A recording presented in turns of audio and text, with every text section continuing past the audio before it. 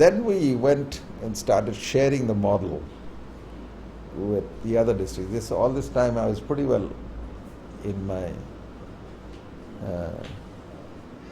own place. I used to go here and there. Once I went to Sri Bhopal, which is on the other side, and about 30 pastors gathered, and I talked to them about this thing, Great Commission.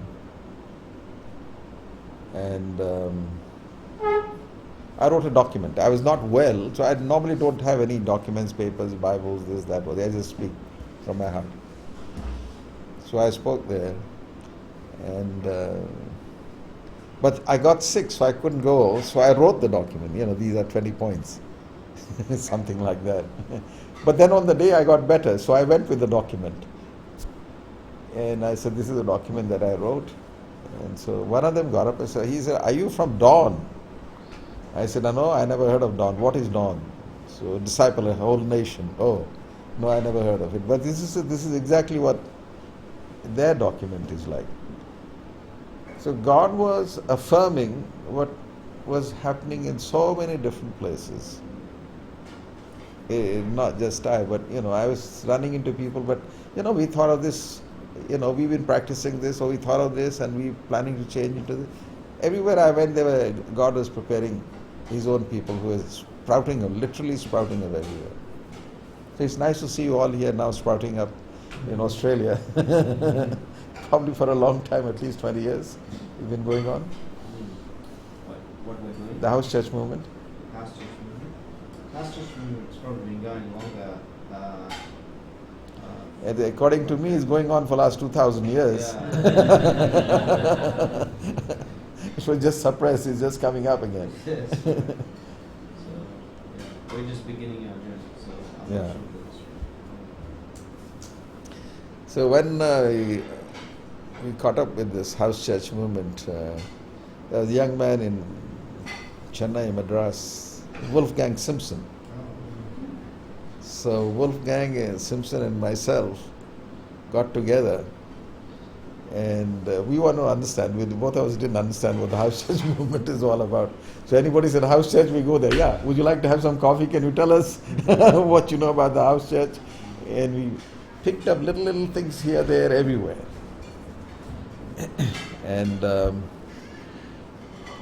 And we started documenting what we were listening to. And Wolfgang wrote that book, The Houses That Changed the World. And I wrote the book in Hindi. This one was translated later on. Both of us started at the same time. And he would give me his draft to read. And it was, bad German English. So I'd get lost in what he was trying to say. He says, "Hey, don't look at my English," he said. Only look at the content.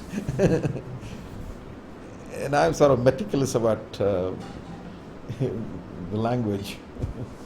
So I'd have great difficulty in reading through his manuscript.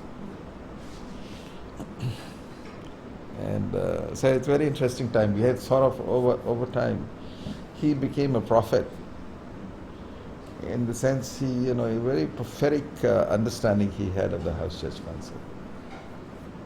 And I became an apostle in the sense I implemented it. So we worked together very closely with each other.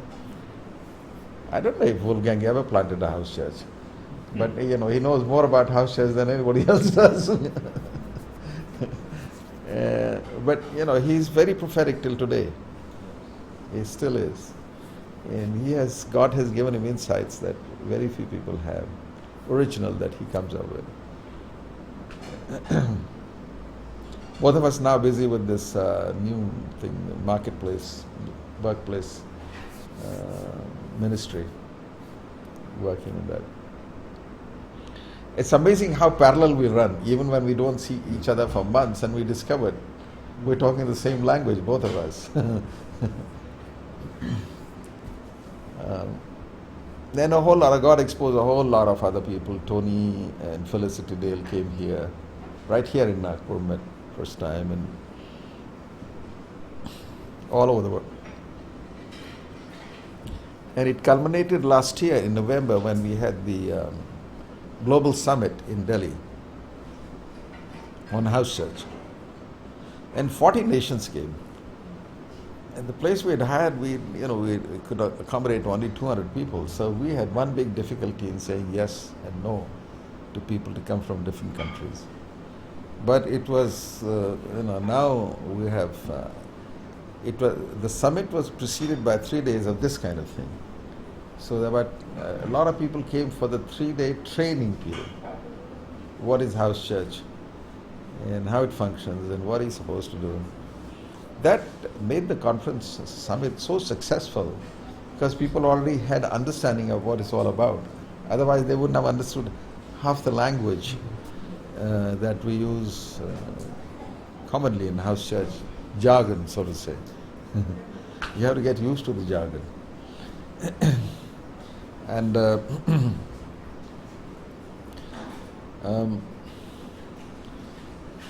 my understanding of the house church began very early when Campus Crusade people came to my house in this little village. And the only thing they talked about was the Great Commission. First time I discovered there is a thing called Great Commission in the Bible. And then from IMA, what was his name? Your boss's name? Theodore Williams. Theodore Williams. First time I came across Matthew 16:18. I will build my church. All this time I had seen everybody else building the church. And there is Theodore Williams talking about, Jesus, I will build my church. You guys, you quit building my church. You go and make disciples, and I will build my church. The trouble with us is we want to build his church and say, you make disciples, we'll build the church, and we'll build concrete like that, and we'll say that's the church.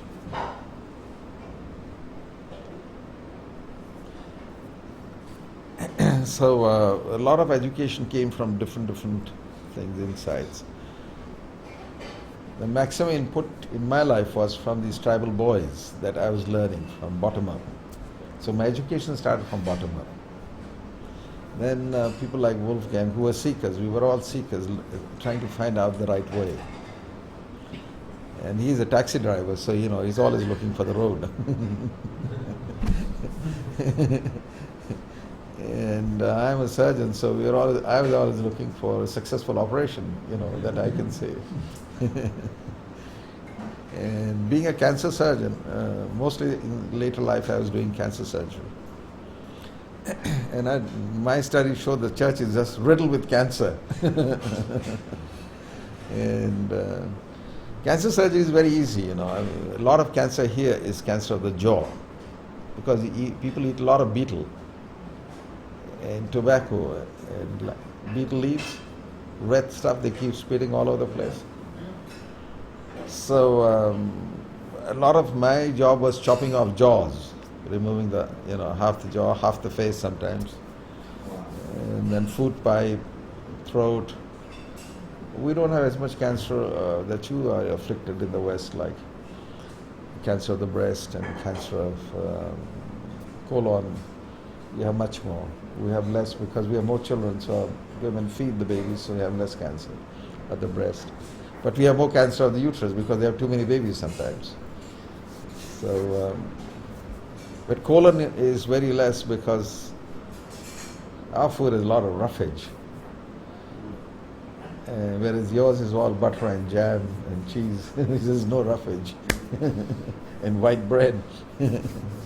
So you have to buy roughage to pour it into your food. When we say church, what does the Bible say? What does it mean? What is church? And we discovered the present church is not the church, it's a duplicate church. So then we studied where did it go off the track? And of course it went off the track from the very beginning because the 7 churches of the book of Revelation are off track already. And John the Apostle is still alive and he's writing these 7 churches and say, you lost the first love, etc., etc. Only one church comes out a little bit better than others, but they were off track already. But the point at which the church really went off completely off the track was in 310, when Constantine went and invaded Rome. And when he invaded Rome, he was scared of attacking Rome because the king over there, at that point, emperor, his name was Maxentine, was a practitioner of occult. So Constantine was afraid that this fellow might cast a spell on him and I might die, you see. So he was really terrified of attacking him. But his mother, Helena, had already got converted in the house church. So she went and counseled him and discipled him and said, you believe in Jesus Christ, you will win this war.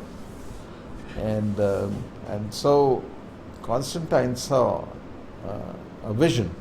And in that vision he saw the solar cross, a cross on top of the sun. He was a sun worshipper. He never gave up that. So the cross he saw was not just the cross, it was superimposed on his God, solar, on the sun. So at that point, he fought the war and won the war, and he gave credit to this Jesus of the solar cross. So before he fought the war, when he saw the vision, he ordered his army to change everything they were wearing, the helmets, the belt, the sword, the hilt, the shield, everything had to have a solar cross, like this. So you see those crosses around the center, you see a little sun. That sign of sun has nothing to do with Jesus. That was popularized by him. So overnight, cross became a symbol of war instead of peace. It completely changes meaning. And then he was the first one to build the cathedral. The cathedral that he built at Rome took him 10 years to build. And an emperor taking 10 years to build a building, you have to imagine the size of that cathedral. And then to man the cathedral, he had to employ paid priests. Up to that point, there were no paid clergy. Everybody was self-employed volunteers, 100%. And then he introduced system of when he started giving money to these priests, and the pagan priests saw that the money is flowing into the churches. So overnight they declared themselves that this temple is now a temple of Jesus Christ, with no repentance, no conversion experience, nothing. Overnight pagan temples became Christians, with their priests being declared as priests of Jesus Christ. So the whole thing, hybridization, took place of Christianity. And Christianity shot up from 4% in that century to 84%. Everybody declared themselves Christians, at least got the label, I'm a Christian. They understood or not, that was a different matter. So from there on, in 5th century, we had Pope Gregory the Great, from 590 to 608. That's a very short period he was Pope, but he's called Great because this man was a very disciplined man. He didn't like the house churches. You see, anybody starts singing, anybody starts praying, anybody starts giving his testimony, anybody starts teaching, anybody starts prophesying, he just had difficulty with that. So he designed worship. He said there will be 5 items of worship, which we call today Gregorian order of worship. Which is first is in Catholic word is called chant. So you chant, which is praise and worship, we call it now. Then 2 lessons from the Bible. Then sermon. And 4th one was collection, which was accompanied with announcements, what's going to happen next. And 5th was dismissal. The Latin word dismissio, which means finished. That's blessing, and the Catholics call it the Mass now. this part is gone, it's the same word, dismissal, with blessings. So 5 parts. This was called Gregorian order worship. So we have now praise and worship, 2 lessons from the Bible, sermon, followed by announcements and collection, followed by a blessing, and you are finished for the day, for the week. This is a Gregorian order of worship, which every church, is Pentecostal or Anticostal, everybody is afflicted with Gregorian order of worship. You can't get away. Even if Jesus Christ came to a church, you have to go through these 5 items. They'll say, "Excuse me, Jesus, just sit here. We'll announce your arrival at some appropriate moment." But this has nothing to do with the original church. The New Testament church functioned like this. Well, not exactly like this, because I'm doing all the speaking at this point. Everybody participated. It was participatory. The first century church functioned basically on 1 Corinthians 14, 24, 25, 26. Can you read that one? 1 Corinthians 14.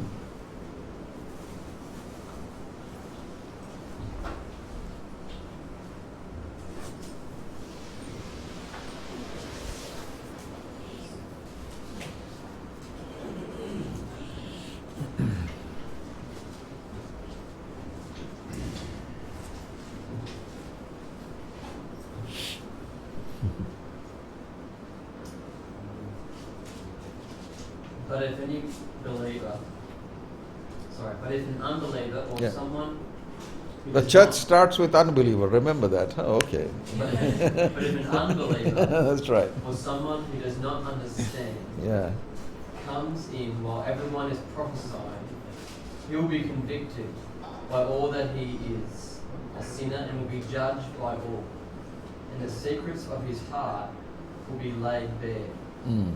So he will fall down and worship God, exclaiming, "God is really among you." Mm. 26. What then shall we say, brothers?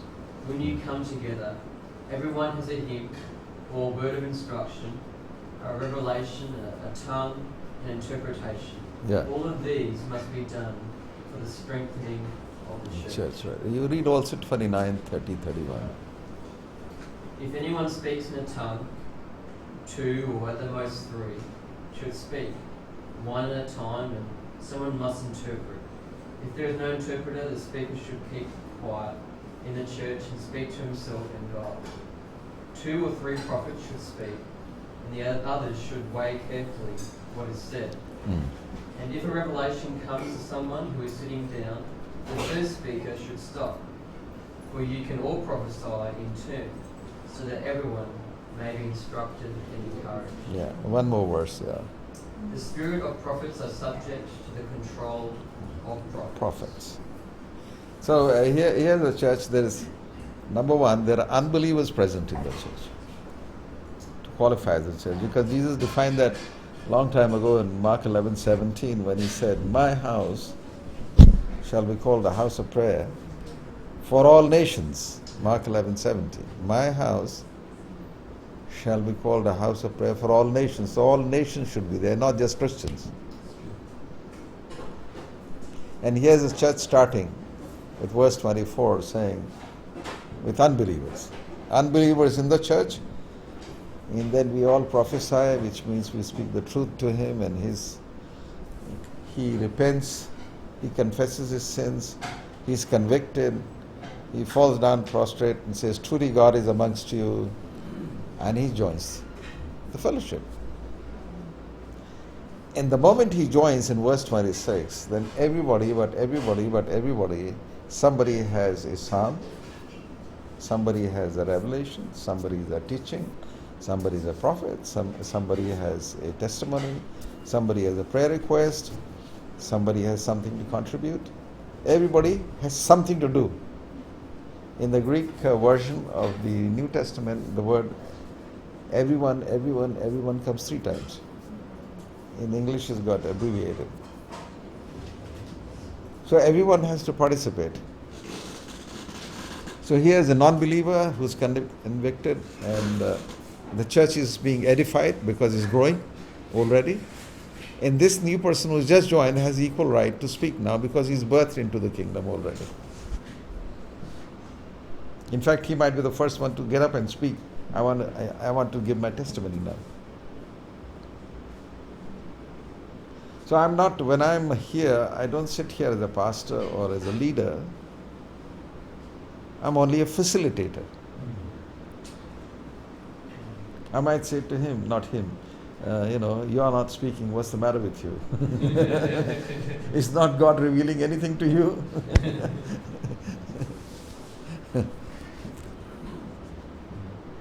So it's a very participatory, interactive church that was there in the beginning.